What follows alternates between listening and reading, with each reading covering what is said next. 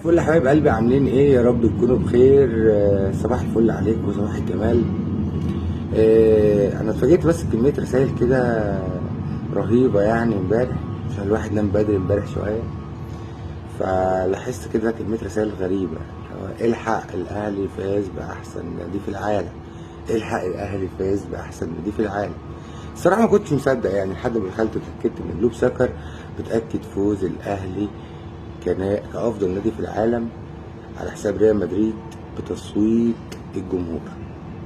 وهنا لينا وقفه.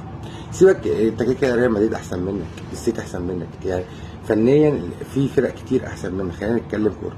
لكن ده ان دل على شيء يدل على ان جمهور الاهلي يمثل 32% و9 من عشرة من العالم. يعني انت بتتكلم في تلت العالم اهلاوي، صباح الفل عليك.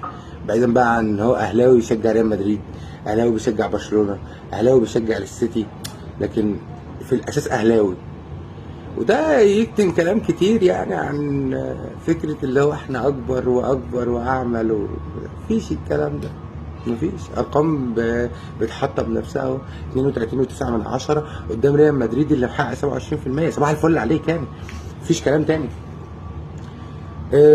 في بقى بني ادم فلحوطه دلوقتي يطلع يقول لي طب ايه طب والجايزه بتاعت الشرق الاوسط الاهلي برضو فات بيه. يا حبيبي بقول لك هو فاز باحسن نادي في العالم، تقول لي الشرق الاوسط فاز بيها يا عمنا على حساب زعيم السعوديه الهلال. ايه تاني؟ عايز ايه تاني؟ الاهلي مش سايب حاجه لاي حد، اللي هو دي حتتك هاكلها، دي حتتي هاكلها برضه، وما عندوش تفاهم. صباح الفل عليكم.